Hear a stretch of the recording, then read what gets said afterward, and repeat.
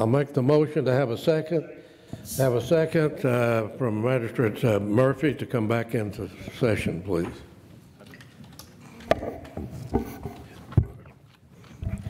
We just completed a closed session in regard to an economic development project that's been brought to Pike County. And as I've stated before, we have a confidentiality agreement in regard to this to try to not make this company ineligible to apply for tax incentives. And so we have a motion, and I don't see the county attorney here present. Jeannie, would you get the county attorney? There's Mr. Hayes.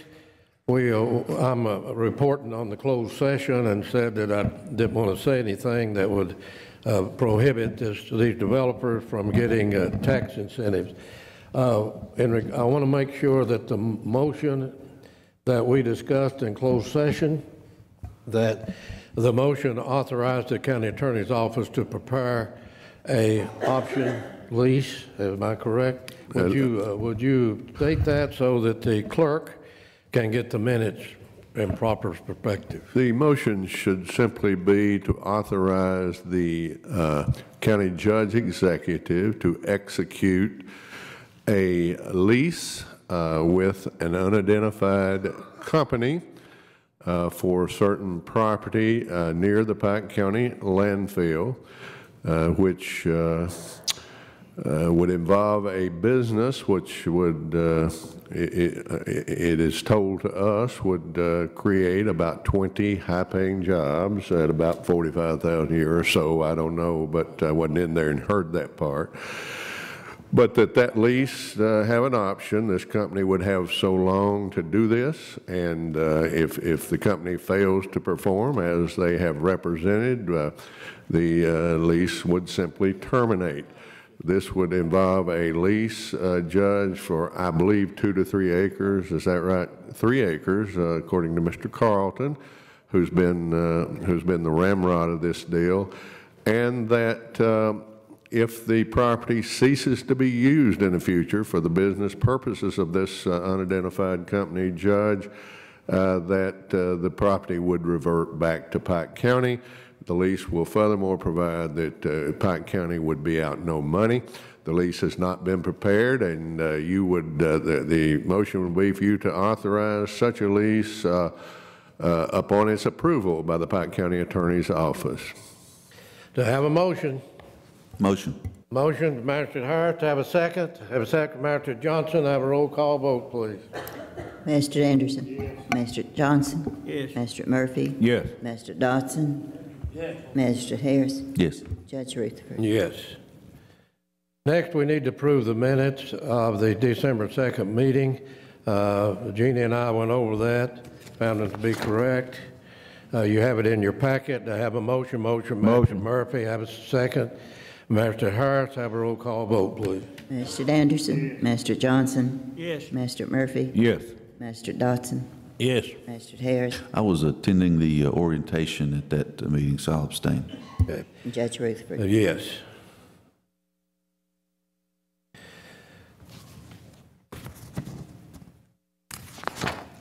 Next, I will give a brief report on update to the public and the fiscal court. We are closing negotiations with Big Sandy Company on ATV trails located in Magistrate Johnson and Magistrate Robinson's district, both on US 23. And we are in final discussions in regard to acquiring, finally acquiring, and I want to say that Hillman Dotson, who has worked tirelessly, and we have worked for 7 years. I talked to Mr. McCoy recently here at Pikeville, and he said, Judge, 7 years ago, you called and talked about ATVs.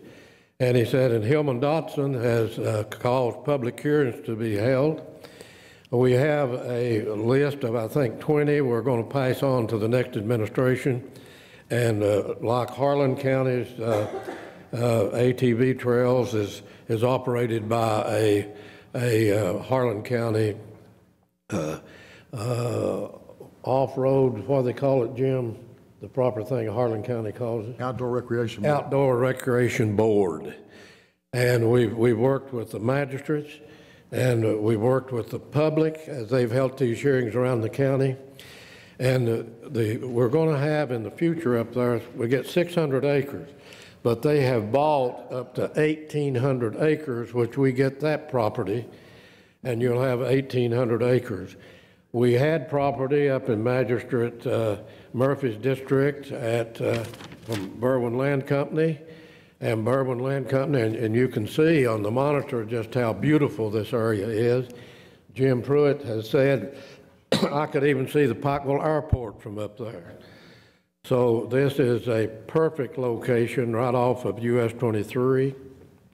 So it will be an opportunity to do what many people from this county has looked at West Virginia, the Hatfield-McCoy Trails, and we realized the Hatfield-McCoy Trails, we didn't know this when we started, but every one of those trails are independent trails. There are none of those trails connected. So there will be none of these in Pike County connected. We have met with Pocahontas Land Company, as Hillman Dotson has attended meetings with us. We could not deal with them because the amount of insurance they wanted. Berwyn Land Company came to us because TCO got an option to lease all of this property that they had already given us a letter on that we was going to locate one in that area on 3,000 acres. So that's good news for the ATV. The Outdoor Recreation Board would also handle the horse rides and would handle the walking trails. The Great American Trail comes through Pike County. The Great American Trail runs from New York to Alabama, and it runs through the Appalachian Mountains and is a joint trail to the Appalachian Trail. So that is something that the next administration and this court, all these magistrates and Bobby Varney will have to take up. We will furnish a list. We have some people present today who's interested in ATVs.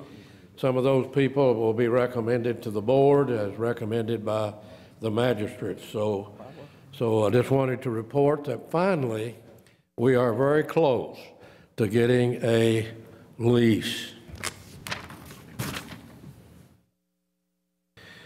We also have with us today Mrs. Runyon, and we want to take this opportunity, certainly as Magistrate Harris and I will be leaving this body, to thank you for the cooperation of the Ad District, a regional organization that I have supported my 6 terms. I have been 3 times chairman of your Ad District, but we could not have operated and been as successful as this court has been without the cooperation of the Ad District.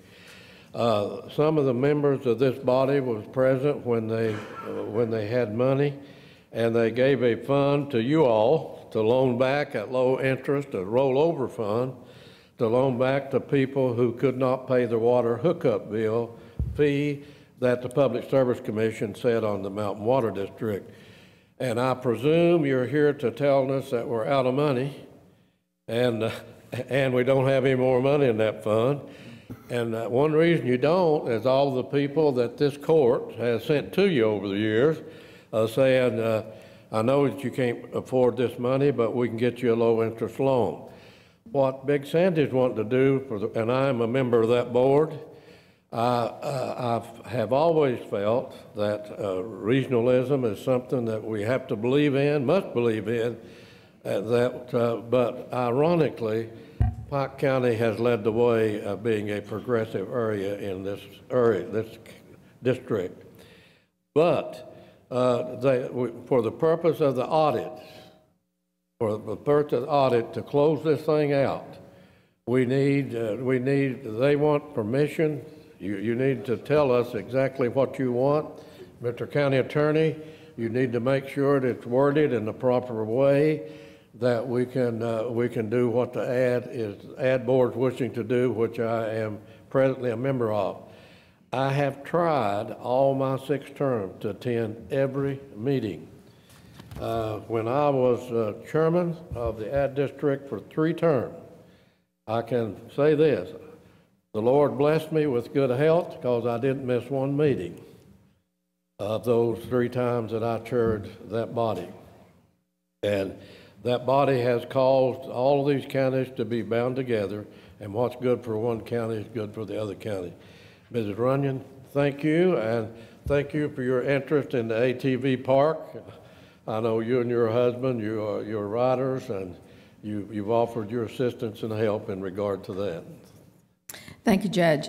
What I'm asking today is that the court pass a resolution that would allow us to write off the remaining loan debt on the water tap fund. In July of 2000, members of this court approved a $50,000 amount to be used as a loan for water taps. At that time, if you all remember, we were expanding out into the county, and we certainly were not as blessed with as many people having water as we have today. And as the judge said, there was a lot of people who could not afford that water tap fee, and we administered a loan for this county since that time. My report says that during that period of time, 170 households benefited through that water tap fund, and that was either with water and or sewer.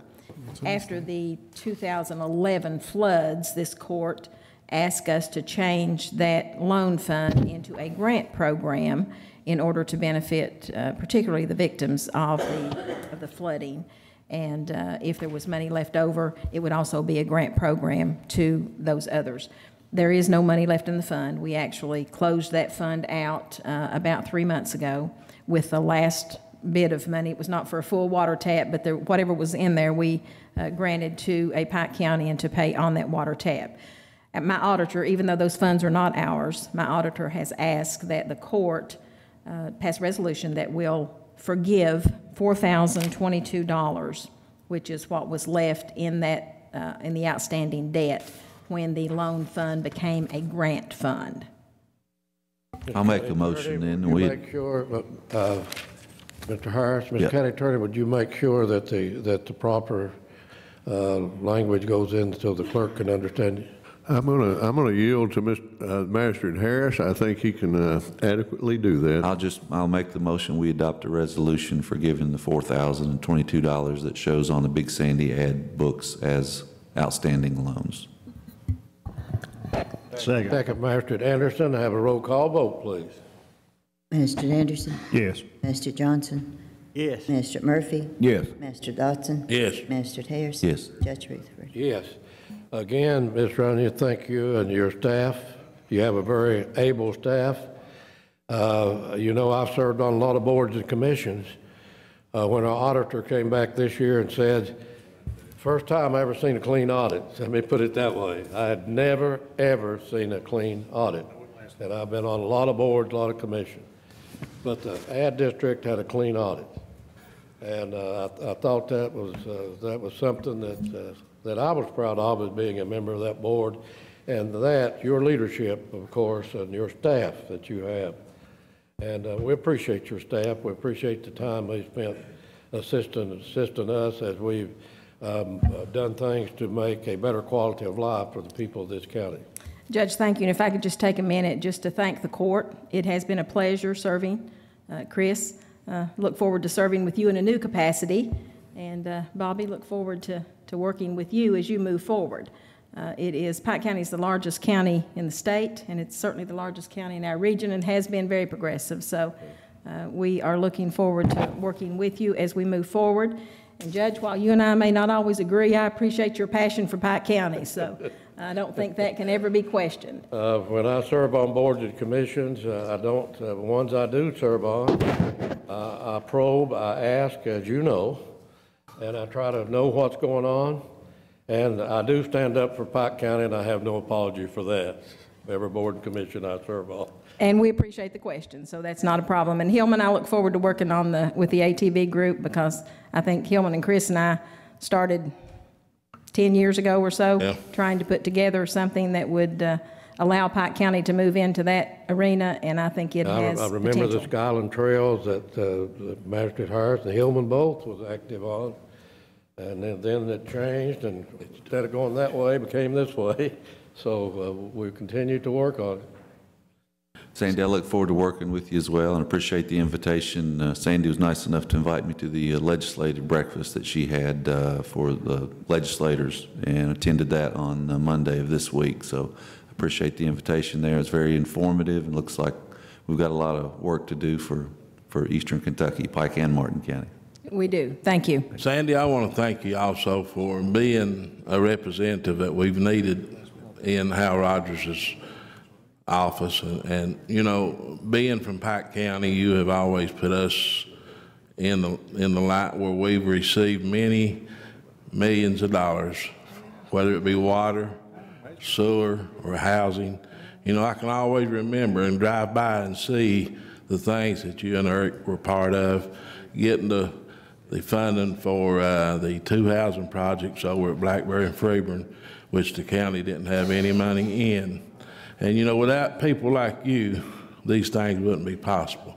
So, you know, I want to thank you from the bottom of my heart for being part of our fiscal court, and I'm glad you're back.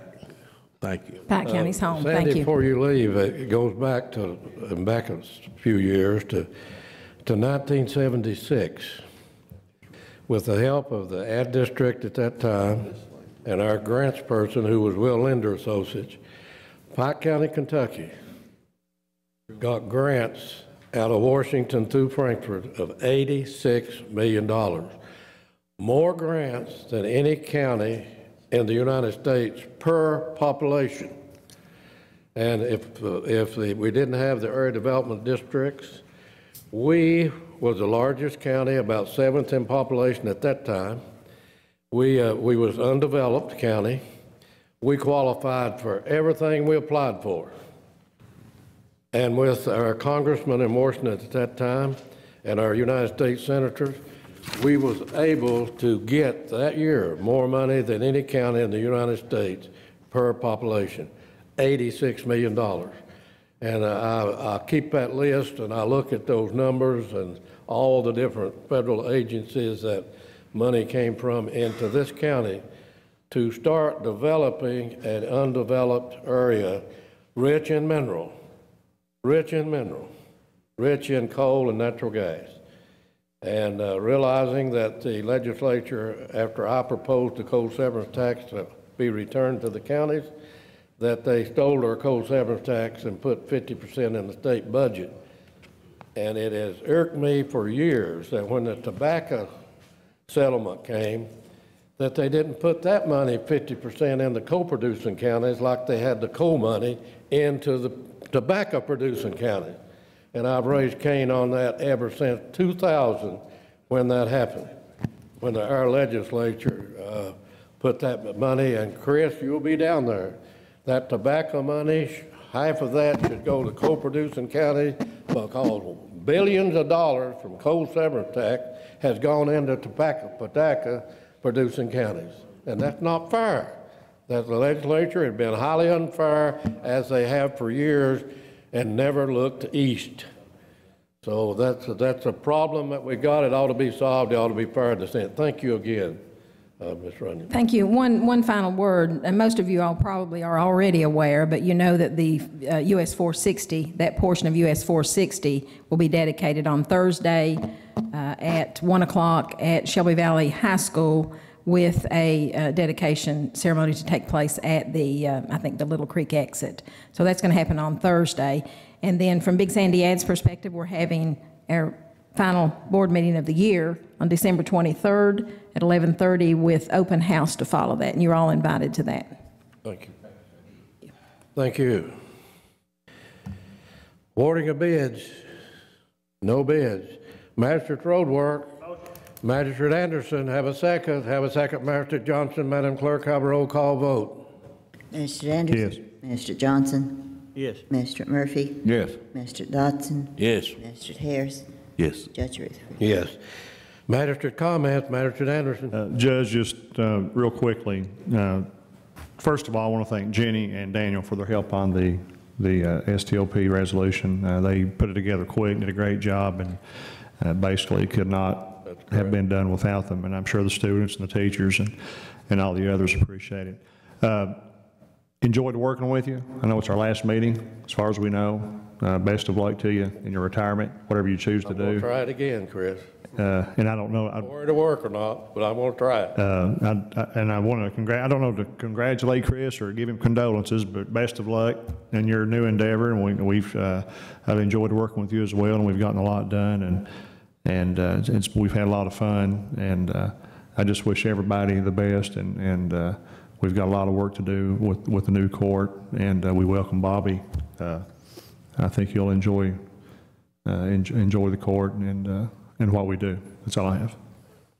Magistrate Johnson.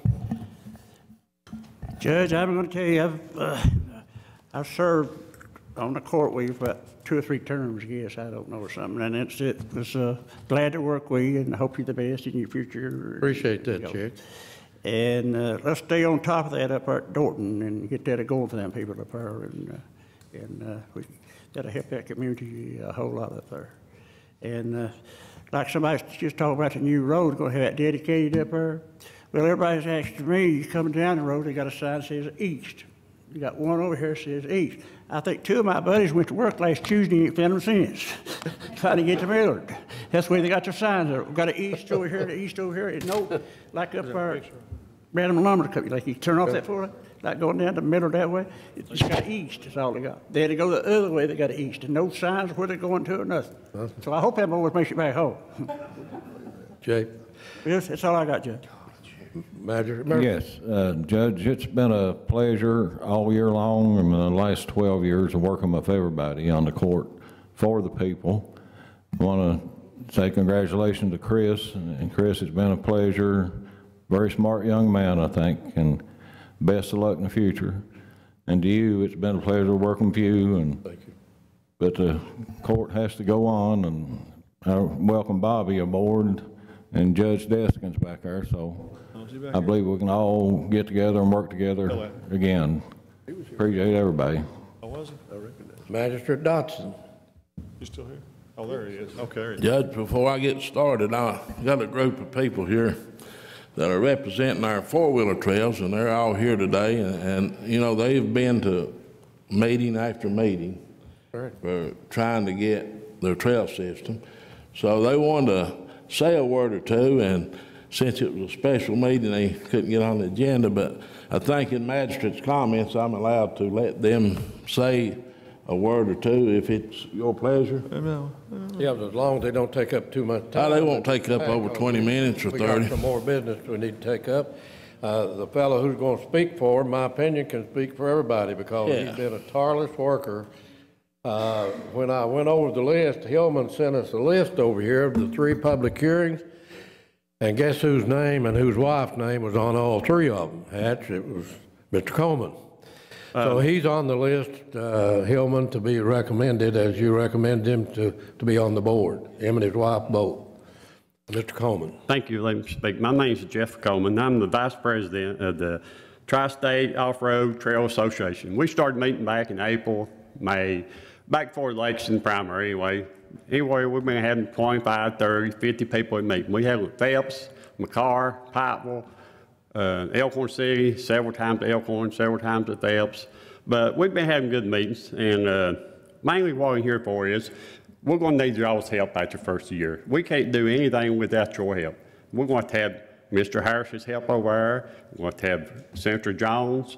We're going to have Leslie Combs, Grady Stumbo. We're going to have everybody's help to get this 4-wheel trail started. I mean, it's not just going to be us people back here. It's going to take everybody as a community, as a whole county to get this started. And basically, that's all I'm here for, is saying that we want to get this four-wheel trail started. And I know it's not going to happen overnight. We're looking at 3 or 4 years down the road, time we get started and process and doing all the paperwork. We want to do it right. We don't want to do something wrong, have to back up and start over. So when we get started, we want to do everything right and just go with it. And basically, that's all I want to say. And thank you for letting me speak. Yeah, thank you, and thank all you that has an interest in this. Jim Pruitt, I'm going to ask you, since you really worked, since you've been here trying to pull this thing together, to just briefly state what you have done and I said we're close to in negotiation, very close,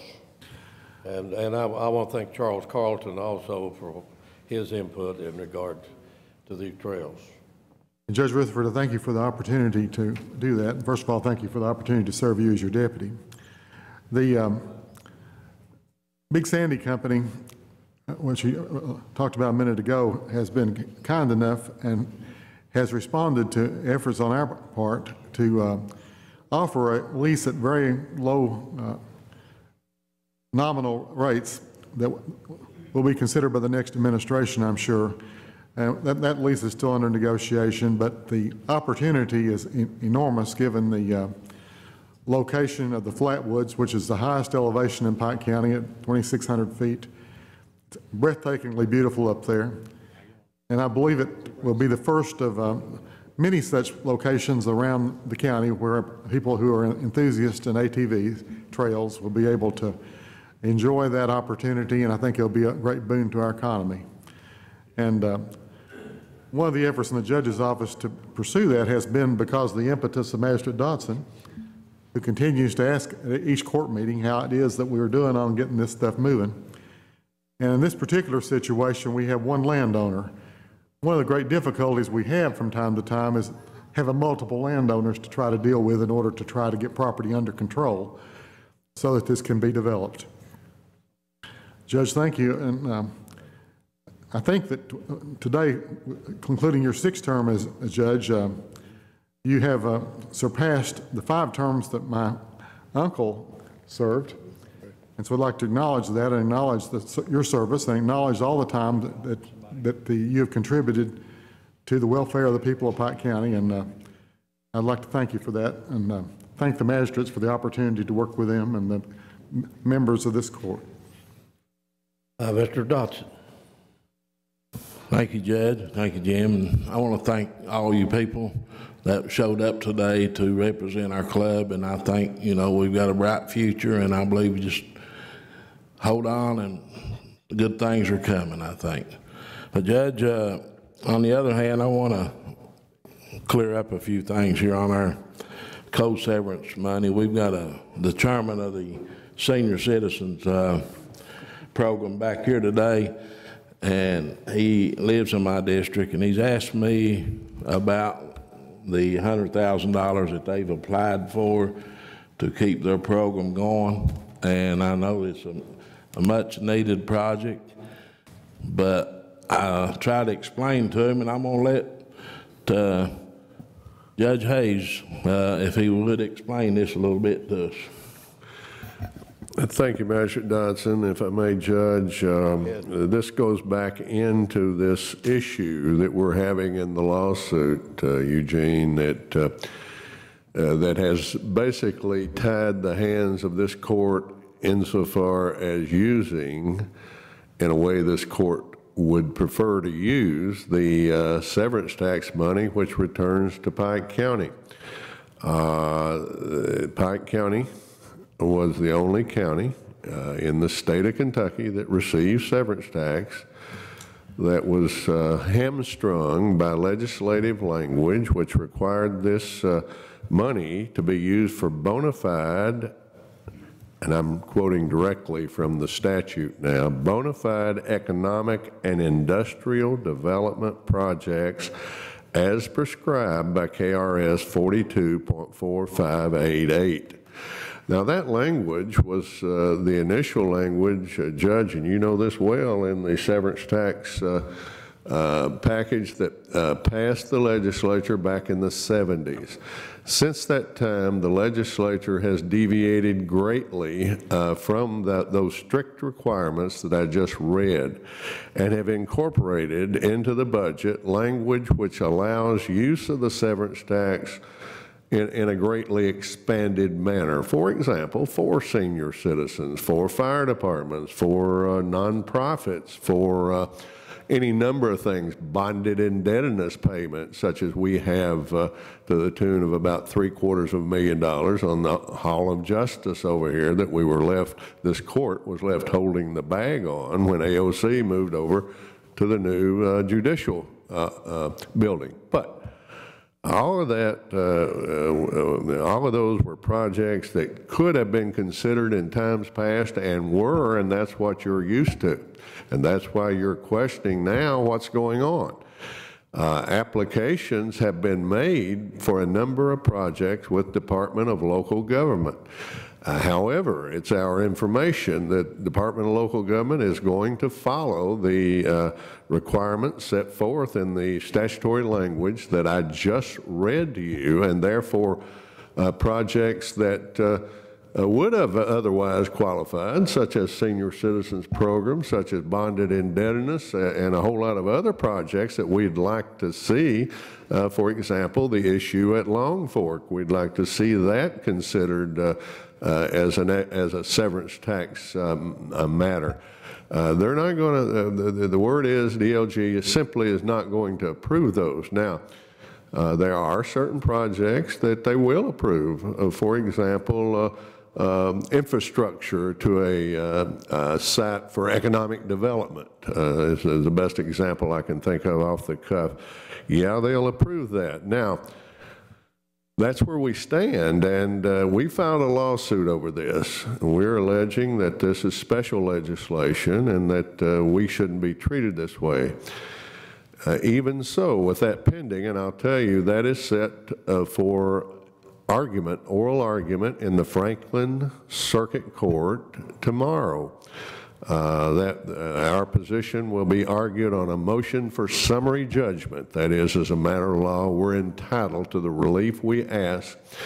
And we've asked simply that the court strike that language which makes Pike County different and allow us to use, as is used in the budget bill that the legislature passed in the last budget session, which was the last session, that language, which was used 14 separate times in that budget bill, which says, notwithstanding KRS 42.4588, parentheses 2, local government economic development fund grants from the above project pool, and that's the pool they sent over to the Department of Local Government, rather than line iteming in the budget, as was done in all the other situations, and then sent back to this court to prioritize. They sent all our money to Department of Local Government to minister, okay? And what we're suggesting to the court, and we're talking right now to our legislative delegation, they have an open mind about it. You want to contact your legislators if you've got an opinion about this. And we want to have those 5 parameters of flexibility, and those simply are that these monies can be used, as is stated 14 different times in the budget bill, to support non-recurring investments in public health and safety, economic development, solid waste management, public infrastructure, payment of bonded indebtedness related to public infrastructure, information technology and access and insurance, etc. That was the broad across-the-board usage that had been allowed in every year that I can remember, actually. And no longer will Department of Local Government, unless we do change the law or win in this lawsuit, apply those 5 parameters of flexibility. I hope that I've made myself clear. I've tried not to speak as a lawyer, but as a person. We're just asking for relief. We need relief. This court voted to file this suit, and it's not personal. It's not directed against an individual. And certainly, I look forward to continuing to meet with the legislative delegation. I already have met with Representative-elect Chris Harris. He's got a copy of suggested and proposed changes in the law that we feel that could be done if the rest of our delegation will go along with this. I've spoken with Senator Jones, and I've spoken with Representative Leslie, and I've also spoken with Representative Greg Stumbo. They all have an open mind, and that's all anybody can ask for at this point in time. And I hope that they'll be persuaded to give this court and the people of Pike County the relief to which I think the people are entitled and deserve. Thank you, Judge. Thank you, Mr. County Attorney. Mr. Dotson. Thank you, John. I think you explained that very well. And Eugene, you know, we had that in our budget that we proposed back last year to do this, and I think the judge and Jeannie and has already applied for that $100,000. But the ball's in their court. If they'll let us have it, we need it. And if you can talk to one of them and tell them that we need this law change that John has proposed, that, you know, that's what it's going to take to get it released back to the fiscal court where we can give it to you. But right now, we don't have the money. It's in Frankfurt, and they've got it tied up, so hopefully we'll get this resolved. And Judge, I have another little problem. I got a letter this past week from Mountain Water, and I've asked them to have somebody here today to explain this. If anybody's present from Mountain Water, I hope they would stand up and explain the letter. I don't know if you've received one. I've seen that, and I would suggest that anybody's got any questions on that they need to go to the next Water District meeting. Jeannie, when is that next meeting? And I need to know, we need to give the telephone number of the Water District. We do not, we're not required by statute to put this out to the fiscal court, and we shouldn't have to answer to it. But Judge, I understand that, but we're responsible for our people in the county for receiving good drinking water and safe drinking water. And I think if it takes it, this court might need to hire a private monitor or whatever we got to do to make sure our people are having good drinking water that they're paying for. Instead of over there trying to get the water rates increased, they need to try to get it to where we can drink it. Okay. The way I feel, you know, every time you look around, they want to raise on this and raise on that, but we don't know what we're drinking. And this letter here that I got, and I'd say a lot of other people got it, it tells us that there's a lot of problems with the water. And I think this court needs to be concerned because we are their representatives. Magistrates can attend that meeting. It's at December the 30th at 10 a.m. The magistrates can be there, the same as the general public, and ask the questions. They should be the ones that answers and not put the burden on the members of this body in regard to something they mail out. Let them answer what they mailed out. But Judge, don't you feel like you and us are responsible for what Mountain Water does? I mean, we appoint that board over there to represent us. We'll appoint the board, and I attended a meeting last night of the health board, which I'm on. And we have a responsibility as a health board to make sure we have clean drinking water. But, it was suggested to them that they want to send somebody to the meeting. It's on December 30th at 10 o'clock. Thank you, Judge. That's, you know, I just wanted to let you know how I feel about it, and I hope other parts of this court feels the same way. I received a call. I drink that water, and other people drink it. I received a call that they'd received the same thing in the mail that you have, and I asked them to send it to me, and I reviewed it. Did you get a copy of it? Yes. Okay, thank you. Magistrate Harris. I'm not done yet. Go ahead. Judge, we've got a long-term judge, which was your friend and my friend, that passed away at his office this week, Mike Miller from Marshall County. Hillman, let me say this. Mike Miller, when I was elected judge in 1969, and assumed office, Hillman, in 70. I was the youngest county judge in the Commonwealth. And I remained that until the 74 election, when Mike Miller was elected. And he was the youngest judge at that time was ever elected. Mike Miller had been in office, Marshall County as Western Kentucky County. Pat and I was there last year as his guest. We attended the county judges retreat at Cadiz. Mike Miller managed my campaign when I was elected president of the State County Judges Association. We have been very close. He has a very small county, about the size of one of our magisterial districts. But folks, he never, ever lost a precinct since 1974 election. Pat and I at the last meeting was not able to attend because we had to attend something else. But everybody wondered, Hillman, I don't know whether you attended it or not, but when we got back to the hotel, everybody was talking about what's wrong health-wise with Judge Marshall, the Marshall County judge. What is the problem? Because he asked to speak, and he gave the most emotional speech, they said, of anybody that they'd ever heard, and had everybody crying, that Mike had everybody crying that was at this. And he spoke from his heart, they said, and he was so thankful of the friendship he had had from Pike County to Fulton County in Kentucky of all those years. And that he talked about his staff, what they had done for him. He talked about the CACO. He talked about how he loved to attend the conferences and seminars and to be part of it. And I would have to say this, and I said to Pat when we heard this yesterday, Mike Miller could pray the prettiest prayer of any person I ever heard in my life, Hillman.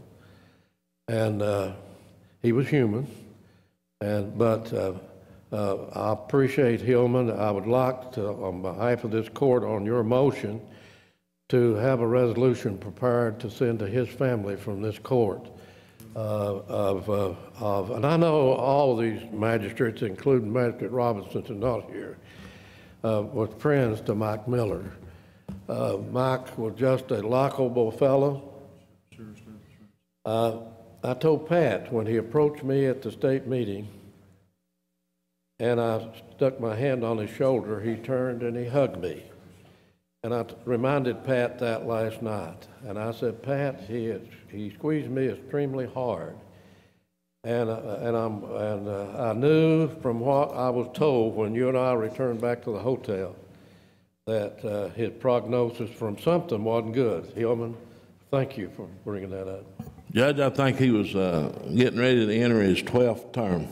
Yes. As county judge in Marshall County. Yeah, and, that's probably one of the longest serving judges I would say we have. He was the longest serving. I'd be honored to be the second on that motion to send a resolution. I believe Marshall. Mike won 11 elections without losing a precinct. That's outstanding. I mean, to win 11 elections without losing a precinct. That's correct. But Judge, I'd like to make that motion, and I think it would be comforting to the family that we do that.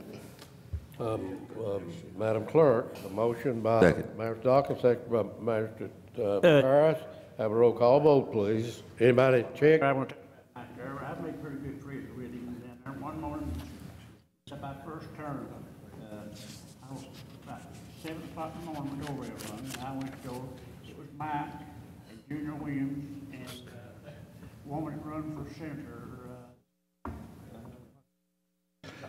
Catherine Peden. And Daddy was there with me. He would be all day on Saturday with Matt. And then after I got down there, I said, Mike, how anywhere you can get blacktop? I never was in the Capitol for a while. Couldn't he ever always in that thing upstairs, downstairs? And I'd have bought some blacktop and got out of there. I'd have bought it. Now, he's a good fellow. Yes. Judge, in closing, I want to say that me and you've not always agreed. Correct. But we've made a good court. Right. And I love you as a brother, and, you know, we will. I love you, and I think the press has been unfair to this court. I'm talking about the local paper, and they continue to laugh and smile when I say that every time. But that's true. That is the truth. This has been the most progressive fiscal court in this Commonwealth. And we have had the support of the people. We have not had the support of the local paper, but we have still been very successful. The most progressive city in the county in this Commonwealth. And I know you can't help it because you have Mr. Vanderbeck, Mr. Cassidy above you. And these department heads out here, Judge, they've done a fantastic job. Whether they come back or not, I want to say that they have done their best. And, you know, I want to also say that John Doug has kept us both on the straight and narrows and told us where we could and couldn't go, and I appreciate him. And Jim, you know, you come in on the tail end of it, but you've got to see how county government operates. And Chris Harris over here, I just don't know about him. I remember when Eddie got defeated, he told me, he said, I hope that you can be as good a friend to Chris as you have me. And, you know, we have bonded and made good friends. And, you know, this court probably can say we're all lucky to win the elections, that we've all been able to stay together. I think there's, what, three terms we've been able to serve? Four terms that we've been able to stay together. And, you know, I want to thank all the people that put their trust in me, and I want to tell them, and I always be on their side because they're the one that pay my way, and they pay me to represent them. And as long as I have got breath in my body, I will always represent the people for the best interest because I appreciate them and I love them, and I hope they all have a prosperous new year. And I want to welcome Judge Deskins. I see him back there. We worked together here on the court for a few years, and you know, I'm looking forward to the next year and see what we can get going. And Judge, like I say, I want to thank everybody for being so good to me. Thank you. Madam Clerk, we'll have a roll call vote on the Mike Miller, after the county attorney to draw up a resolution and submit to the family. Mr. Anderson. Mr. Anderson. Yes. Mr. Johnson. Yes. Mr. Murphy. Yes. Mr. Dodson. Yes. Mr. Harris. Yes. Judge Rutherford. Yes.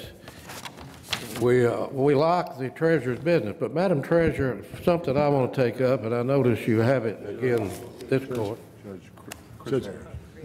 Chris Harris had to make his comments. Oh, Chris, I'm sorry. Just briefly, I'm Judge. very sorry. Go right ahead. This is my last court Correct. meeting, and I did have a few things I wanted to mention. Number one, I want to congratulate the Belfry High School football team for another state championship. Got a few Belfry fans in the room, which is great. I tell you, it's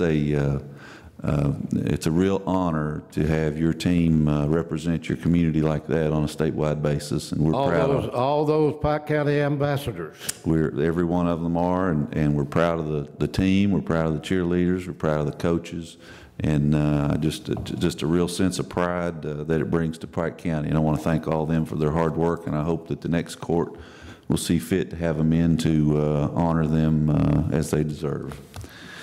I also want to say on a more somber note that the Belfry area lost one of its finest young men this past weekend. Tyler Williams was a great athlete at Belfry High School, was a great student, a great friend, a fantastic young man, just the kind of kid that every parent would like to have. And he was killed in an ATV accident. And I just want everybody to please remember his parents, Mark and Marcia Williams, in their prayers, because he was an only child, and it's going to be very difficult on them, because he was their everything, and was just a fine young man. Everybody that knew him liked him, and it's going to be really missed. Just kind of feel like we're losing a part of our future when you lose somebody like that. So my heart and prayers go out to the family. Moving on just a little bit to Hillman, you were talking about the Mountain Water District, and I want to say first publicly that I agree with you 100%, that I hope the public, as I move on to a different role, I hope that the public becomes more involved in the goings-on at Mountain Water District, because it affects every single person in this county. The rates that they charge, the things that are going on now, there's a lot of work that needs to be done to clean up the mess there at Mountain Water District, and I hope that the public becomes better educated on what's happening there, and demands a little more accountability from the board and the management there at Mountain Water District. Well, this is my final meeting after 12 years serving on this court, and I want to say that I have enjoyed every minute of it. It's been some very good times and some tough times. We've been through floods and ice storms. We've had some really good economic times, more so at the beginning than at the end. And we've struggled through some tough times. The last few terms has been very difficult financially on this court, and we've been able to maintain a level of service that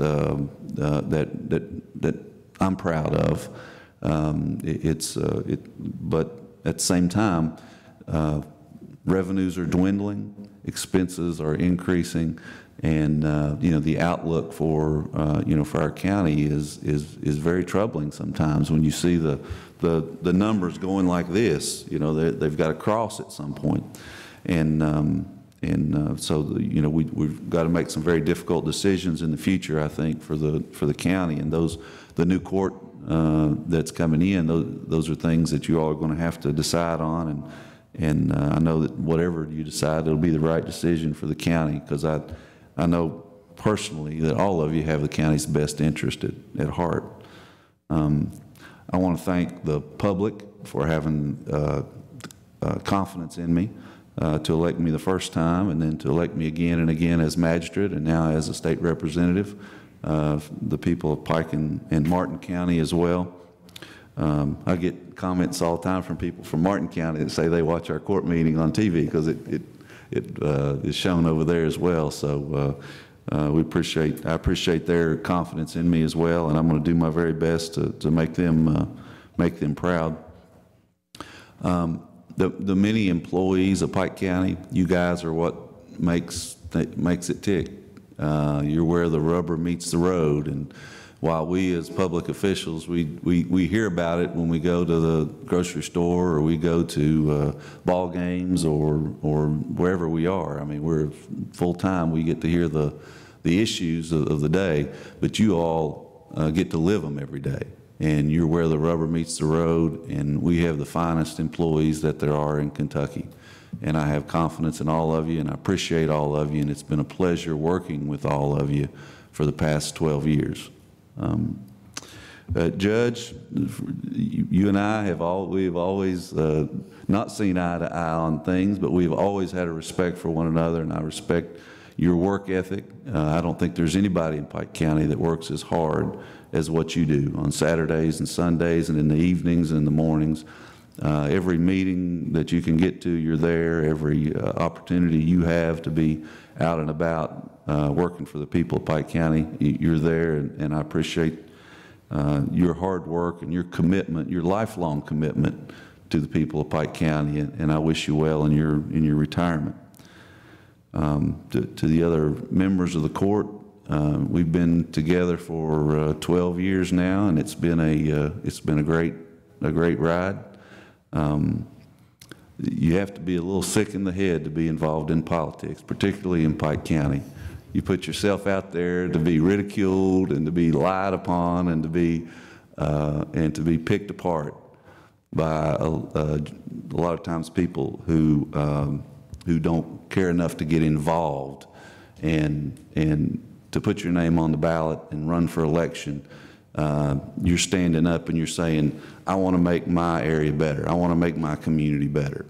And I know personally, each one of you, you're in it for the right reasons. And I appreciate all of you, and it's been a pleasure working with you.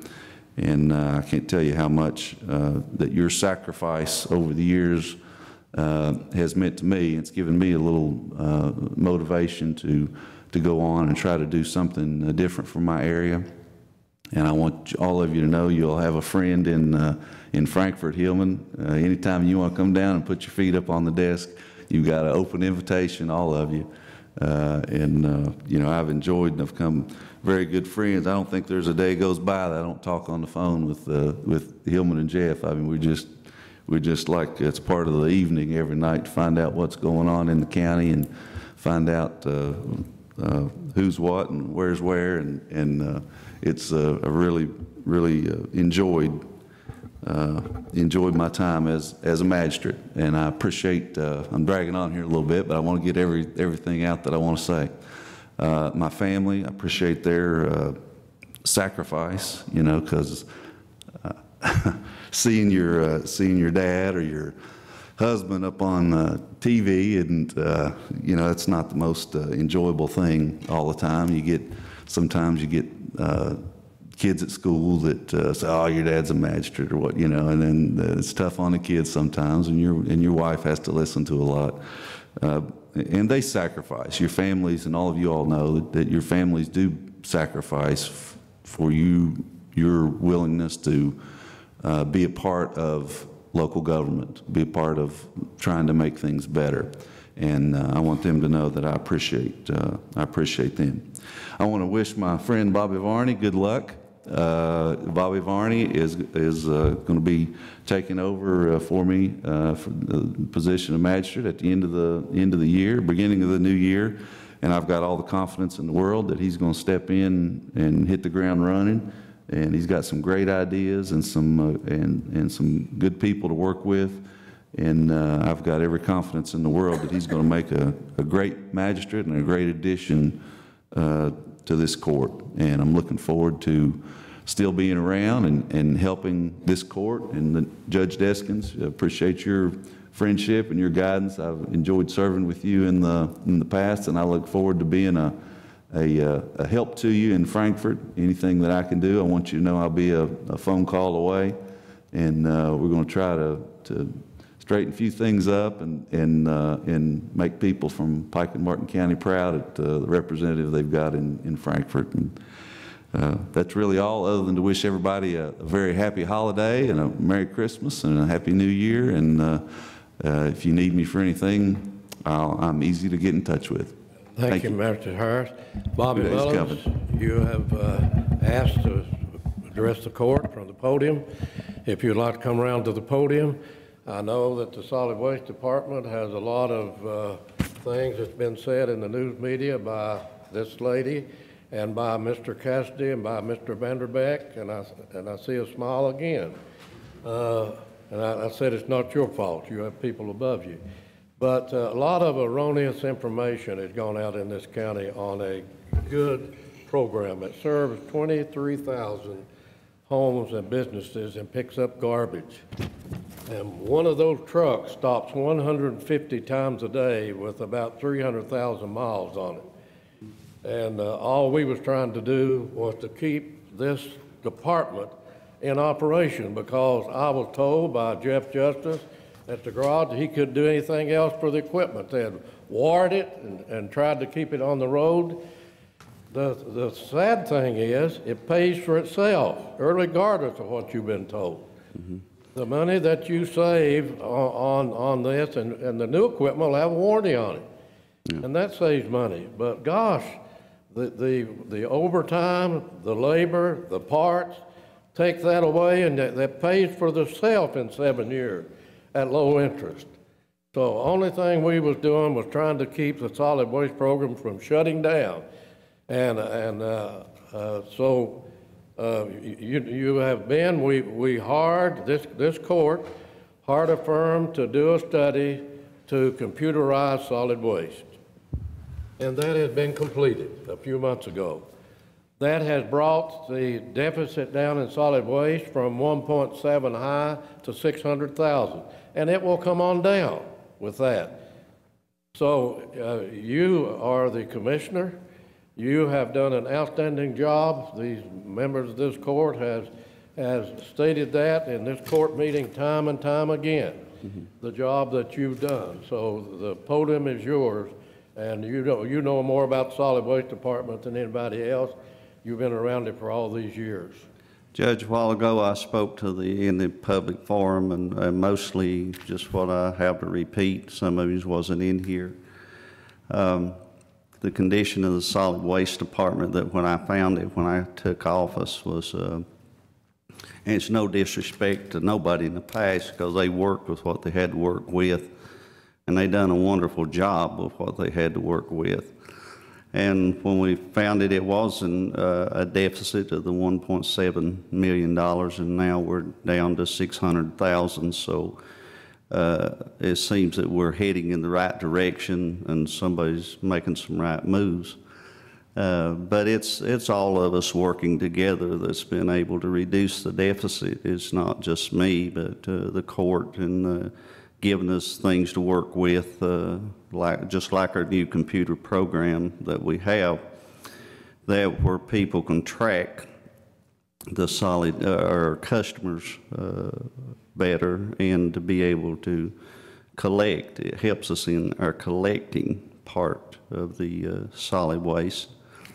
And where it used to be that, like at Phelps or Belfry, if they took in, someone made their payments, they had to come to this office, and they had to go into those file cabinets over there and dig out somebody's file and record that. There was just so much room for human error, and there was a lot of errors made. And you know, we're all humans, and we're subject to make those mistakes. But now if a customer calls in and says, I made my payment and you're saying that I owe so much, just by the click of the mouse, they can pull up that customer and they're right in front of them, and they show the last payments made and so forth, and we can address those issues a lot easier.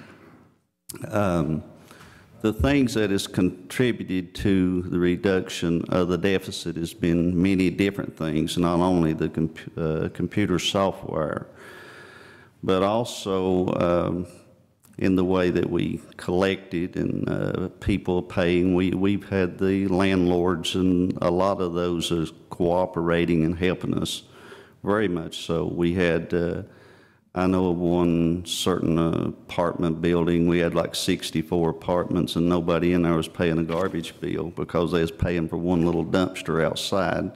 Now everybody in there pays a garbage bill. So a lot of those things has helped in a reduction in our deficit. Also, one thing that you hear a lot of talk about is our employees not taking care of the equipment. We do have some employees that doesn't take care of equipment because this is a large department.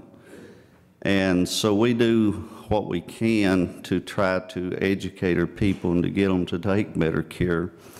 But one thing you want to look at is our insurance premiums did not raise this year. And CAECO representative tells me that our property loss claims was cut into half to what they had been. And so we're improving in that area too. So we're working with our employees and trying to get them to do better. And I probably write up as many people, or maybe more than anybody in this county does. I mean, there's a lot of write-ups that I've made two, I believe it was last week, that I made two, and trying to get the people to understand we need to take better care of the equipment. So there was some things like that I just wanted to talk about. The solid waste department is actually, it's in pretty good shape, other than the equipment that, you know, we need to look at that. But I wanted to say this, and I'll try to get through this real quick. Whenever that I was growing up, we'd get a new horse on the farm, and Daddy'd tell us he would ride it down the road, and he'd come back, and he'd say, well, boys, you got to watch him. He's a little boogery. Well, what that meant, he would see something in the weeds, a rabbit or a leaf, and he'd run sideways, and he'd throw you plumb out of the saddle. So you had to be careful when you was riding that horse. Well, a lot of times our people sees things along the side, and I want to explain a few things. See, don't get boogery, because we've got our deficit is coming down. We do need new equipment. The landfill, I talked to them. We worked on this when I first took over. I checked with them in Frankfurt, and we can expand our landfill. It can come down the holler, it can go up. We can relocate to another holler, and they say, well, environmental law says you can't. But what they told me was that yes, you can. You got 4 different types of landfills. You got the contained landfill, which is what we've got. You got a CDD landfill, you got a residual landfill, and a special waste landfill. Special waste landfill can only handle coal sludge and things from prep plants, which cannot be built over abandoned mine works. But a contained landfill can be placed over abandoned works, but there's special netting. It goes in under the bottom. So don't nobody get afraid over the our existing landfill and so forth. So, because there's going to be place to put garbage.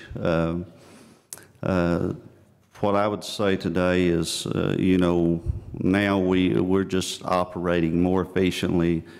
The ones in Belfry and Phelps, Judge, now they don't have to come to this office to bring their payments over here, and they have computer access. They never did have that before. And so it's been a huge upgrade. In the future, we would like to see all those file cabinets over there. Everybody's got a file in there, be scanned and be put on a disk, and we can do away with all that stuff over there in that office. So we got a lot of goals, a lot of views for the future, and we would certainly love to see solid waste. We're going to continue to try to get it to improve. All the magistrates has worked good with me, and you've worked good with me, Judge, and I appreciate that. And I'm sure the new court, they're going to look at solid waste and make it the very best that they can possibly make it. And so we just thank you for the time, and I just wanted to say those things. Thank you. Thank you, Commissioner Mullins. Bobby, before you sit down there, you said we were like $600,000 in the red right now? Yes. So this new loan would make us about 2.4. Yes. So, that is my concerns, is I know you've done a good job and you've brought it a long ways. Do you see that we are going to be able to pull this thing together to where we can make this loan payment? I know, talking to you last court meeting, you said you thought you could get by with 4 trucks, but we end up buying 9. I think, Hillman, as far as like I spoke in the forum there a minute ago, there's no way that you can take a crystal ball and look into John can't, no one can, and tell you where all the money's going to be at 2 years from now. Just like if I finance a vehicle of my own, I don't know if I'm going to have a job 3 years from now or what it's going to be. But you can look in that crystal ball and see if you don't have equipment to work with, that the trash, you're going to have all kinds of problems trying to get picked up. And this is a service that the citizens of Pike County deserves.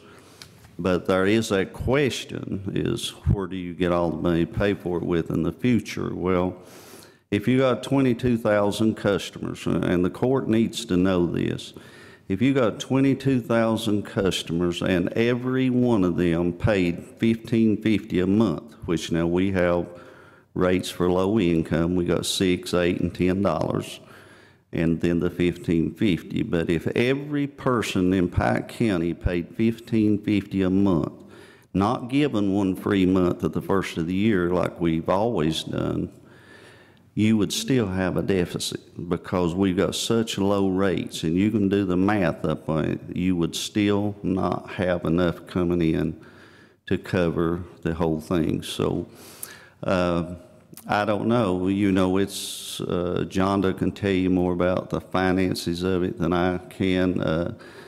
Him and there's all of our trucks, the biggest portion of them is run down. There is a possibility if we can find a company that would repair some of the trucks, and I'm talking about lining the insides of the beds and some that if Jeff at the garage feels like that we could repair, then that's certainly something we need to look at. So, okay, so you might could cut the cost some by doing that. Well, how did your public meeting go? We weren't able to be here. We were in the back. I thought they had done real well. There's a couple people spoke, but none of them is saying that we do not need to buy equipment. They're in agreement we need the equipment. I think the whole court's in agreement we need the equipment, but it's just a question of how that we're going to pay for it. Well, I know you had the meeting for the input from the public to tell you how to get the money. Mm-hmm. Did any of them have any suggestions on raising the garbage bill or how they would recommend us getting the money to pay for these trucks? I think we've already got one at the lot, don't we, that we've already got? We have a boom truck. Boom truck. Over there, yes. Yeah. But no, nobody had any recommendations on how to raise money to pay for them with. Let me clarify something. This hearing was held, and the county attorney can state why the hearing was held. I guess he stated before it started. Mr. County Attorney, would you state why this public hearing was held so the paper will understand? They haven't understood it either. They wrote an article on it, and they didn't state why we were required to have the hearing. Bobby Mullins didn't have the hearing. It was a requirement from the bonding council. Mr.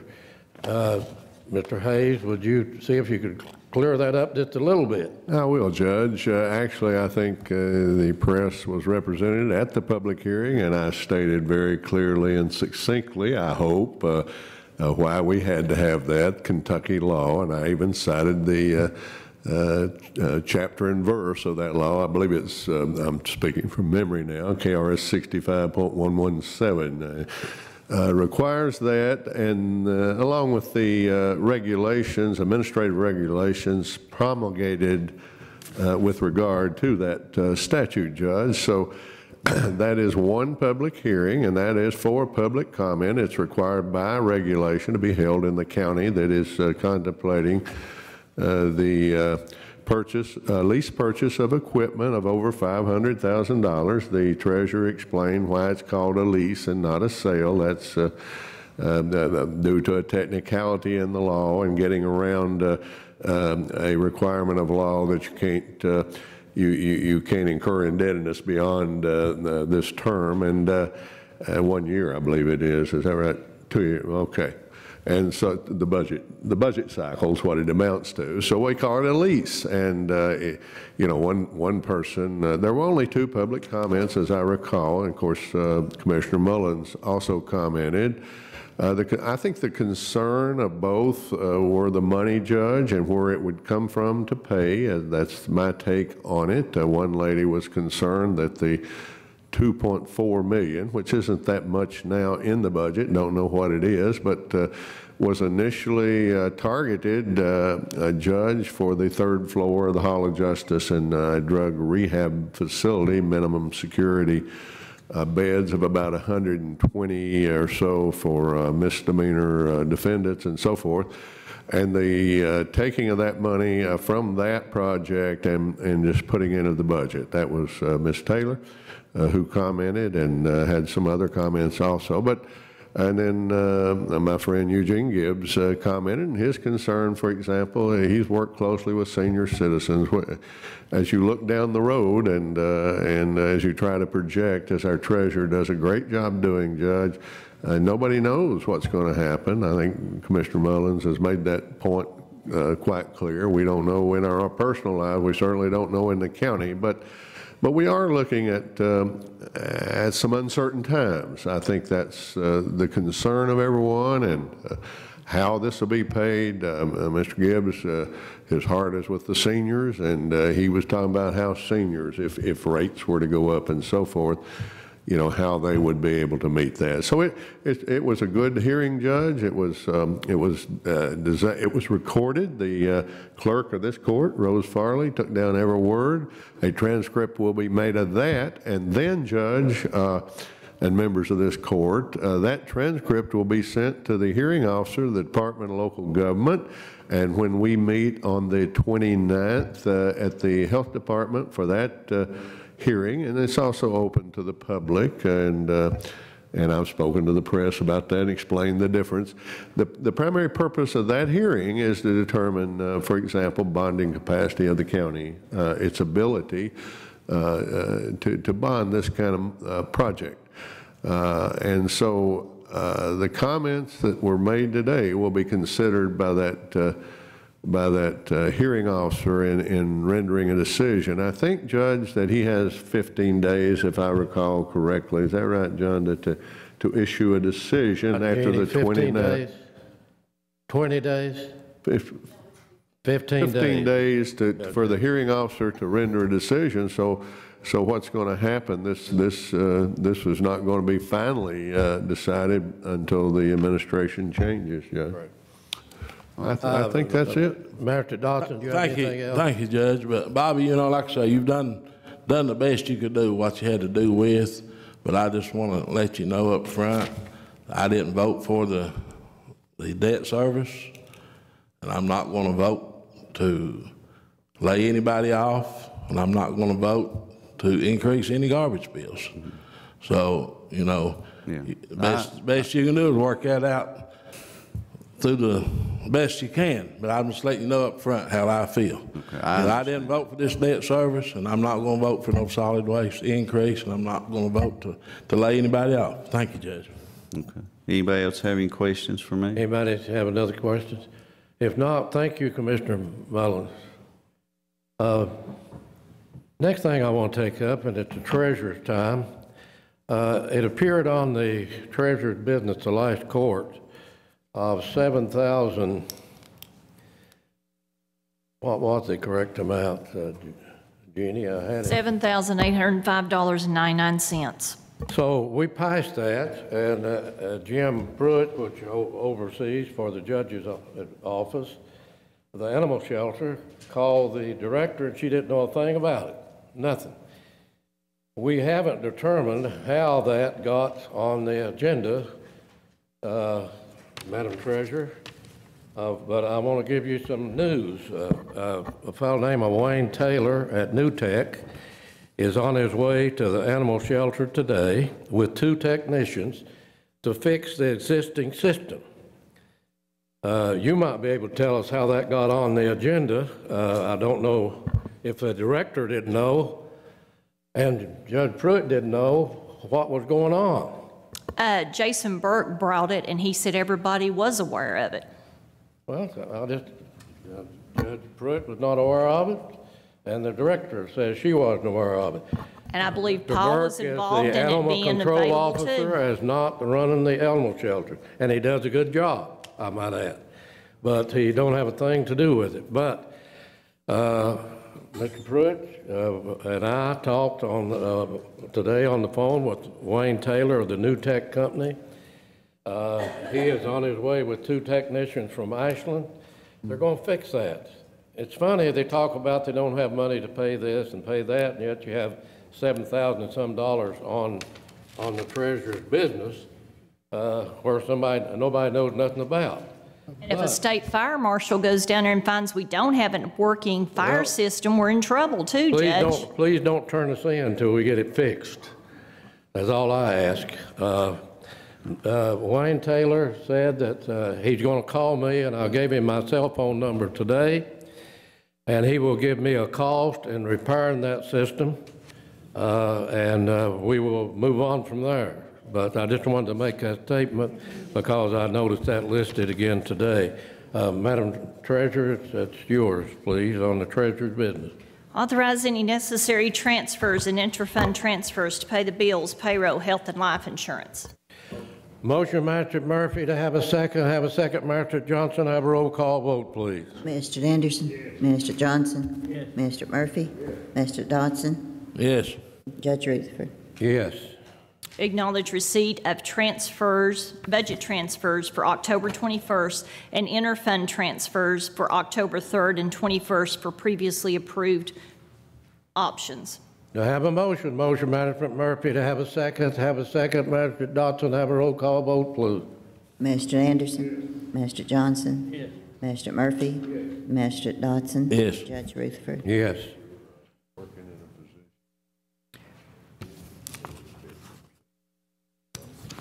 Madam Treasurer, you get your vote? Yes. Acknowledge receipt of the Treasurer's October 2014 financial statement. I have a motion. You have a second. Magistrate Murphy, have a roll call vote, please, Madam Clerk. Magistrate Anderson. Yes. Magistrate Johnson. Yes. Magistrate Murphy. Yes. Magistrate Dodson. Yes. Judge Rutherford. Yes. Authorize the county judge executive to sign a release of securities pledged by Community Trust Bank in excess of what is needed. I have a motion. Have a motion to have a second. Have a second. Have a roll call vote, please. Magistrate Anderson. Yes. Magistrate Johnson. Yes. Magistrate Murphy. Yes. Magistrate Dodson. Yes. Judge Rutherford. Yes. Authorize payment of the expenditure approval list dated December 15th, 2014, and any other utility and telephone bills that are received before the checks are run by the end of the week. Motion, Magistrate Johnson. Have a second, Magistrate Murphy. Have a roll call vote, please. Magistrate Anderson. Yes. Magistrate Johnson. Yes. Magistrate Murphy. Yes. Magistrate Dodson. Yes. And Judge Rutherford. Yes. Pass over on the authorization of a purchase of a fire alarm system. The landlord for the emergency management storage building is increasing the rent. They have notified us from $550 per month to $1,500 per month beginning January 1, 2015. There does not seem to be a contract or negotiations in writing with these people, and this began February of 2005. Madam Treasurer, we had a meeting on that yesterday. Bobby Branham, myself, and Doug Tackett. Doug is going to notify Mr. County Attorney. Do you want to address that, the raise of? I think you were beginning to, and probably almost did, Judge. We need to get with that fella and either negotiate a reasonable rental increase, if in fact he's entitled to one. He may or may not be. I don't know. Don't know how many square feet's down there. There's nothing in writing for us to look at. Don't know what the rental rate has been over the years. Don't know when that the facility started to be used, Doug. I'm not. John Doug, February of 2005. And it's been $550 per month since that time until the notice that January 1 it'll go to $1,500. Doug, have you looked at other locations? Almost 10 years, $550 a month. Okay, if I may, Judge, that's the problem is he's hit us with a 71% increase in one big fail swoop, and as I say, he may or may not be entitled to an increase if he's been all those years at that same rate. He probably is. However, we need to know how many square feet are there, what you got in there, if you can move it, and there's a lot of things we need to know and we need to look into, Judge, and that's all we need to say about that right now. Okay. So what will the action be for the January month? Do we continue with the $550? We just continue with the $550, Madam Treasurer. Continue with the $550. When was the notice? It was an increase for what month? To start January 1st. Well, we've got a few days. I'd like to be able to look into this, maybe sit down with Mr. Little and Doug Tackett and whoever else wants to be involved and see what we can do and what we can work out. That's the way I'd like to leave it, Judge, if we could, and we'll. So at this point, we're going to make it inactive on the recurring list. So that way, until we know something in January. What do you have up there, Doug? I've got over 1,000 blankets stored up there, some other dry goods for disaster response, like diapers and things like that. We've got electronic equipment in there for tear site spare parts, spare parts for rain gauges. We've got a lot of stuff in there. It's pretty. Don't we have a building out here in the county, much as we own it, we could utilize and save that money? Not one that we know of. Not that Bobby and him could come up with yesterday. I know we have an old company store building over at Majestic that's Bobby, you've been involved in that. maintenance guards over at Phelps. We can put a lot of that stuff over in the. With that building we're in right now is 50 by 60. It's 2 stories. The upper story is probably a little over half the size of the lower story, and it's pretty well full. We still have some stuff that needs to go in there that we can't get in there, and it's sitting outside. Well, you know, the money we're paying, we could build one. Well, we might be able to. Yeah. We've got a place to put one. Bobby, what do you know about it? Just what they've all said. He's got about 4,500 square feet down there. He probably needs a little more. We went and looked at a bunch of things out in the county here, kind of in this central part of the county. Doug and I have discussed it. There might be some space over the maintenance garage to build something, to build a pole barn or something for him, if there's enough space there. I don't know if there is or not. He needs 6,000 square feet, I think, under roof. If he's got this place full. I've not been in that place in years. Bobby and I talked yesterday, does not have any parking. Right. You just go right into the building, looks like. Bobby, we got a huge garage at Phelps, and we've got a lot of crawl space up over the rooms, Doug, that you could store blankets and cots and things like that. I know a lot of people don't like to come to Phelps, but it would be available, and if we can save $1,500 a month, you know, maybe we can look around and find the other building that we could use, because the county, we have a lot of property and a lot of buildings that are sitting, and we can spend a little money on them and do a little few things and make it available for you. Well, we need to look around and see what we can do. We need to try to keep things as close around here as we can so we can have it accessible quickly when we need it. Yeah, we get that new road from Maida to Phelps. It won't take you about 25 minutes. You know, Judge, right now we've got a whole 3rd floor over there in the Hall of Justice that nothing's in, besides some old furniture, right beneath your offices there. They need to keep that in mind too, Bobby, you and him, and as the county attorney made his recommendation. Let's follow through on it. Next, Madam Treasurer, do you have anything else? Authorize the following checks when received on NRCS pass-through for Gene David and Juanita Meeks, $2,600. Authorize a check to Miller and Wells for services for the lawsuit with the state over the severance tax for October 2014 and November 2014 in the amount of $11,813.87. Need a motion to approve. No, not the lawsuit money, just the 2,600s pass through. Got a motion to have a second? Have a second. Mr. Murphy, have a roll call vote, please. Mr. Anderson? Mr. Johnson is absent. Mr. Murphy? Yes. Mr. Robinson? I'm sorry, Mr. Dodson? Yes. Judge Rutherford? Yes. On the Miller and Wells, since there's not any more money in legal expenses, I may need to have to transfer money out of the reserve for emergencies that has 300 and some thousand in there, or the 2.3 million that's left on the drug facility. So is there any discretion as to where the court would like for me to take that whenever I do my transfers? Madam Treasurer, did I hear you say you had 300,000 in a line item for emergencies? And that is excess money in this budget? Yes, sir. You said that at the last court meeting, too. And all of this, we've been hearing about how doom and gloom it looks for the county. I don't understand it. It keeps adding up, 2.4 million, 300,000 car over, and 300,000 in emergency fund. I really am getting confused after 6 terms. And 22 budgets that I've left balanced. And the question is, I wonder if I'm getting all the information.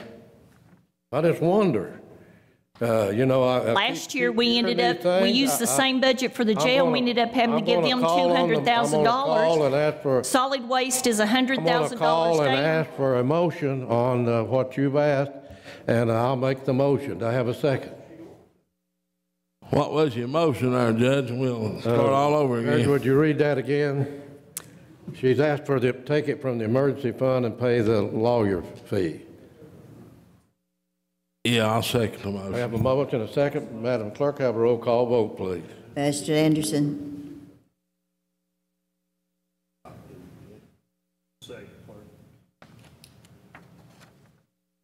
Yes. Magistrate Murphy. Yes. Magistrate Dotson. Yes. Yes. And Judge Ruth. Under additional treasurer's business, Jimmy Kaiser needs $199,590.18 to pay for HMGP 1457. We have to pay the money up front to get reimbursed back. To Frank K. Knowles so he can do the closing on Friday. What was that piece of paper you gave me, Jimmy? It's Gary McCoy. Yeah, $199,590.18, which is the purchase amount is $197,850.18 with closing costs to Frank Knoll for the total due of $199,590.18. That's pass-through money, Madam Treasurer? No. FEMA? Well, it will be reimbursed to us. It'll be reimbursed by FEMA. Am I correct, Mr. Kaiser?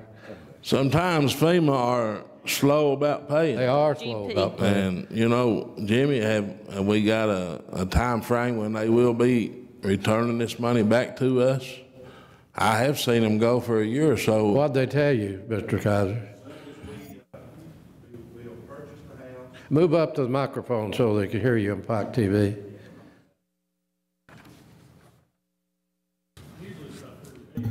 We'll purchase the home, and then once he moves out, he has 90 days to move out, but he'll be out before then. We'll tear it down, and then as soon as we purchase it and do the closing, we can ask for this money back. Okay, you get the we can do that immediately, and then tear the house down and reclaim it and everything, and then file for that money. Is this one of the Winds Branch Coon Creek buyouts? Yeah, it's part of it, Winds Branch. Have we already done all the Winds Branch? Bobby will probably seed and reclaim Winds Branch before the end of the year, and then for all that money, we'll be getting that back. On the demolition and stuff, we've already received for the home purchases of the homes. That was 1841. This is grant 4057. And they're 1457. Huh? You told me 1457 yesterday. 4057. Oh. 40, and there are only one home in it. Jimmy, is this something we've been doing in the past, taking the money out of the county and buying the homes and getting reimbursed? So it's nothing no different. That's the reason we've been blessed, Magistrate Dotson, and not have had a flood, because we have to put the money up front. We can have this money back. As soon as Mr. McCoy, as soon as we purchase this home, we can send in the, I forgot the name of the paperwork, and we can get that money back. As soon as we get canceled. That's in your district. As soon as we get the canceled checks. Madam Clerk, have a roll call vote, please. We don't have a motion and second. Gary McCoy? Have a motion and a second. Winds Branch. It's right in Winds Branch. I'll make the motion. Second. You got a motion and a second from Dotson and Anderson. Magistrate Anderson? Yes. Magistrate Murphy? Yes. Magistrate Dotson? Yes. And Judge Rutherford. Madam Treasurer. An additional treasurer's business that come up this morning is Worldwide Equipment has a 2015 Mack truck repaired from where it fell through the bridge in District 4. The insurance proceeds were $24,000 plus our deductible, so we owe Worldwide Equipment $27,124.11. What district was that? District 4. Magistrate Robinson's not here, so I'd say we'll pass it till he's present. Frank's wanting to go get the truck. Frank Hatcher's the one who requested this. What are they doing, Judge? Going to put a new truck out for that difference? No. Just repair the one they have. The one of the Bobby, leases with if you can find a Worldwide, hatch, you have a question for him. one of the leases with If you can Worldwide get him on your Truck fell telephone if through you the can't find bridge. This is the truck that he wants to get back from the Worldwide lease. We got 24,000 and something in the insurance proceeds, plus our 2,500 deductible is They wanna contribute. 27,124.11. Frank wanted the check last week when he went to the newly elected officials, and it had never been brought up to the court because the truck's ready. Magistrate Robinson, I'm sure, needs a truck. He may want to contribute something out of his road fund to it. Is the truck done been repaired, John, to what you're saying is, or That's what- are they getting a new truck? No, this is insurance. It's done been repaired, Yes, yes. Ready to pick it up. ready to be picked up.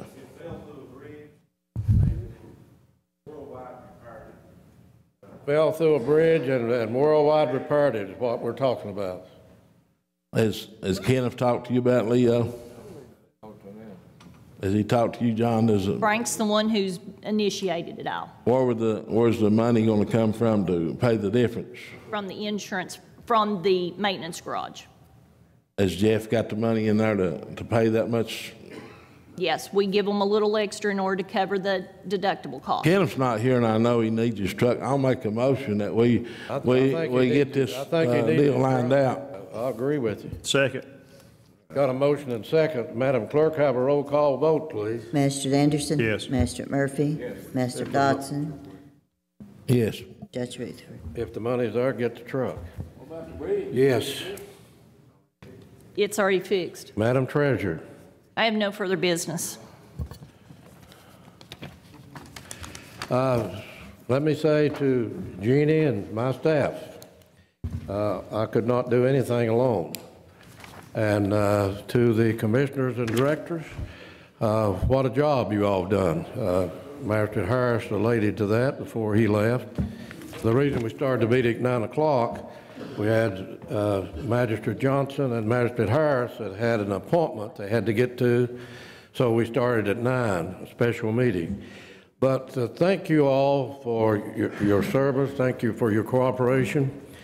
Thank you for attending the staff meetings and listening to Jeannie and myself and others in regard to running this county. As chief executive of a county, I could not have made it without your all's cooperation. We have worked for years on your department, Mr. Williamson, of trying to get it more productive. I know we had good people in that department, and they worked hard, but it just didn't mold together. Finally, we have got one of the best crews. You got about 4 or 5 builders of commercial buildings and of homes can do anything, and they work as a team, and we get it. Doug, we was able to move you from the first floor, give you space over there. Give you one of the only in Eastern Kentucky of what you have, the monitors, and you have, and I'll use the word, you even have a drone today. And I know we've been reluctant to say that in the past, but we've seen what drones had done for the forest fires out west and what it has done around the country and finding people that's lost. And I know you have a number of people that comes under your responsibility, and you have you have organized through your fire department and rescue squads people to find people with Alzheimer's is lost. Bobby Mullins, we appreciate all that you've done. You have brought this department together. You have made those people understand that they have to work. That they have to take care of equipment. And I know, and I agree, you've rolled up more county employees, but you have the most than any one of these directors or commissioners. To Jimmy Dale back there in the back, I'll go to Jimmy Dale, what Jimmy Dale had done with pride and to keep this county clean. A program that started in our solid waste program. We had a recent, if you all didn't read it, I hope you did, a lady from Tennessee who said, I was from Pike County, I've been back to Pike County, and I was surprised of how clean Pike County was. What a compliment. Somebody lives in Tennessee on the lake. So, Jimmy Kaiser, I've said this, we're very fortunate that you are a county employee. You're dedicated. You spent a lot of time at seminars and to find out you are one of the few experts in this Commonwealth in regard to the elevation process that we have to go through to try to keep people from building in the floodplain. So you have gone beyond your line of duty since I've been here, and I'm sure you did when Judge Deskins was here for his other term, of giving guidance in regard to our floodplain situation.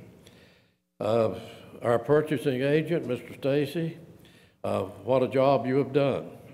We finally have got a purchasing program that worked. You know, we found out, we didn't realize this, and I've been part of it in the past. Any county employee could walk into any business in this county, call the office and get them a purchase order number and buy something. We stopped that immediately, and nobody but the commissioner or director could purchase. And it saved this county thousands of dollars because the materials were being wasted and it wasn't proper from people who was regular employees of going in and buying this. Charles Carlton, to you and your cooperation, you and I have probably spent more time together than any of these because we have met daily with an update on the projects because this fiscal court is committed to economic development and to jobs. I'll talk about Carl Napier first and then you, Mrs. Cheney, but Carl Napier, the job that she did and caring about the people out in this county and working with Eugene's board and providing the people that couldn't help themselves. I have always felt that the Lord put me in a position to start looking out for people who couldn't look out for themselves or speak for themselves. And I have attempted to do that. Ms. Cheney, what a challenge you've had the last few days. We brought you in temporary with Eugene and with Mrs. Runyon's blessing, the ad district, and you will go back the first of the year to your position as director of the Shelby Valley Center, which you had finally helped get on its feet. In other words, it got down to 10 or 12 people coming, and understand you got it back up to 40 or 50. So what a job you've done. But I want to talk, and Jim Pruitt, I want to thank you for taking that position when Judge Hayes moved out and moved over to Assistant County Attorney. But Dan, to you, to all of those who have served in the judge's office, what a job you all have done. I know that Judge Hayes said the day that the last thing he had to say when he left as assistant judge, with a small staff, what we've accomplished. We have accomplished, whether you read it in the paper or not, people of this county know that we have accomplished so much. And we have worked with the people, we've listened to the people, and we've overcome, this court has overcome the negativism of a local paper towards progress and for the best interest of the people. We've just blotted it out and went ahead and served the people of the county. And we've been very successful. Jeannie, I'll give you due credit for being the one that's organized. You're the one that a chief of staff, fellas, as you know, I don't give you no orders to do nothing. It comes from a memo from Jeannie, from me to Jeannie to you, and then you reply back to Jeannie or directly from me if it's real important. But I want to thank everybody that's had input. I want to make, before I go into closing, we have two things coming up, Dan. The first one is the Falling Police Officers Memorial. And Mr. Murphy, this I know is touching to you, but we want to honor those two fallen firefighters that was with you, and the Lord saved you that day, and your two cohorts lost their lives from the fire department. They will be honored. You will be involved in taking part in that. That's at 5:30 p.m. on December the 18th. We have a memorial put up to them in the hallways of the courtroom right next to the fallen police officers memorial. So the public is invited to that. Taylor Dock Justice. Taylor Dock Justice was a legend in this county, magistrate in this county for 30-some years. You know, I've been here for 6 terms. My philosophy has always been to never ask the magistrate directly for a vote. And I can say, and I'm leaving my 6th term, I've never done that. I've never asked them directly for a vote. I've tried to give them the good and the bad and let them vote the way they wanted to vote. Taylor Dock Justice always counted votes for me. I remember one night he called me and said it was the vote coming up on a taxing district for libraries. And he said, Judge, I'm going to tell you, got good news and bad news. And I said, well, give me the bad first. You don't have the votes on this. I know you're for that. And I said, well, what's the good news? He said, 2 of them's going to walk out, and you're going to have to undo the tie. So I did, and we got this library system we got in this county. So Taylor Dock was a quarterback.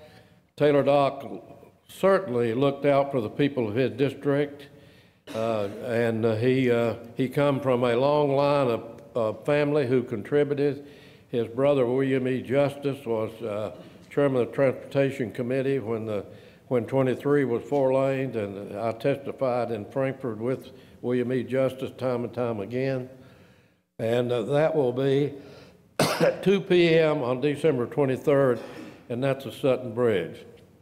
Judge Hayes was senator, and we went to Frankfort because the Sutton Bridge was a swinging bridge, and it was a dangerous bridge, and they was hauling coal out, and they was having to come out of Dry Fork or Rock House, and of those narrow roads. And Judge Hayes and I went to the governor, John Y. Brown at the time, and sat in his office, and he called Secretary Metz, the Secretary of Transportation, and said, I'm sending Senator Hayes and Judge Rutherford over to see you, and we want to talk about the Sutton Bridge.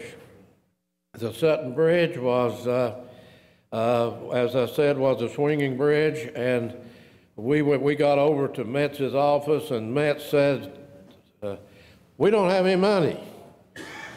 But he said if Pike County had the money, and would pay for half of the bridge, we'll pay for the other half. I got up and shook his hand and said, I'll have you check for half of it the next time the court meets and give you the other half when the bridge is committed. And he said, well, wait a minute.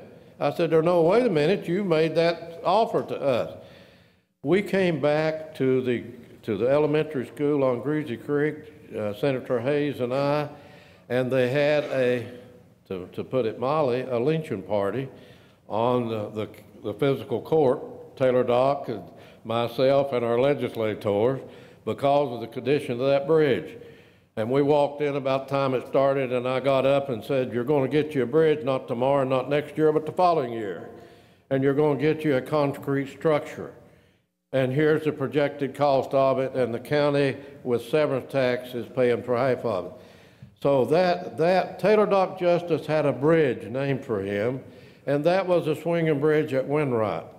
That bridge washed out, and the state put a concrete bridge up there. So he never had a bridge named for him, and he needed to be honored for all of his service. His son Jack and his son Linton came before this body and asked that particular bridge be named for their father. The process is so slow that you have to go through Frankfort, and you have to go through when the legislature meets, that Jack Justice has passed away since. So Linton and the rest of the family will be there. So everybody's invited, the magistrate's invited, Jeannie's talked to Magistrate Robinson, and the family will be there, and we will get those signs on that bridge up there on December 23rd at 2 p.m. So, Dan, if you'll pull up my following statement on there, I will say that, and then we will adjourn. I'm sorry that we don't have it. It'd be so much better if we had it, so I wouldn't like I'm reading it, but I'm going to tell you that it comes from my heart. I've dreamed many dreams that never came true. I've seen them vanish at dawn, but I realized enough of my dreams to thank God, to make me want to dream on. I prayed many prayers when no answer came, though I waited patient and long, but no answers have come to enough of my prayers to keep me praying on. I've trusted many of a friend that failed and left me to weep alone, and I found enough of my friends true blue, to make me keep trusting on. I've sowed many seeds that fell by the wayside for the birds to feed upon, but I've held enough golden sheaves in my hands to make me keep sowing on. I've drained a cup of disappointment and pain and gone many days without song, but I've stripped enough nectar from the roses of my life to make me want to live on. We survive through the power of faith, God's grace, and human courage. I have promised Pat that I will try to retire again, and Bobby, I'm going to try hard, I've told her, to retire, but I don't know what the Lord has for me. In the past, doors have opened when doors have closed. But I thank God and I'm disappointed tremendously that I've not been given the information that I should have been given, so I would have been more prepared in regard to a few statements that's been made in the paper and made from this podium. You found out today that you're getting around $3.5 million car over where they won't have to dig themselves out of a hole. And I hope, Ms. News Reporter, that you got that today. I found out where 300,000 more was buttonholed in an emergency fund. But that's life. I'll be moving on, and Chris will be moving on. Magistrate Varney, you need to get used to being called Magistrate Varney. And I'm sure that your relationship with this court and relationship with these magistrates, all of them will be good, and that we look for continued progress. Hillman, I want to commend you for the leadership you give on the ATV thing, and expect you and Jeff, I expect you to look out for Pike TV. Now, you know that they've tried to do away. You see what we've got. One camera today, one camera, Pike TV. And they've tried to put us out of business when that was a county project that we took others in on. So you all know, Hillman knows what Pike TV and the people of this county love it, but they've tried to move the county out of the Pike TV business. So that's the only remarks I have to say to each one of you. Thank all my staff again and the court. We was glad to have this special meeting to accommodate Magistrate Harris and Magistrate Johnson. And I think the future is bright in this county. I know the coal industry is under fire. Obama just killed us in the coal industry, and I think the vote in the last election reflected that. But I think the future of this county is so progressive that this county will continue to grow, and this court will be the leadership in doing that. So thank you all, and God bless.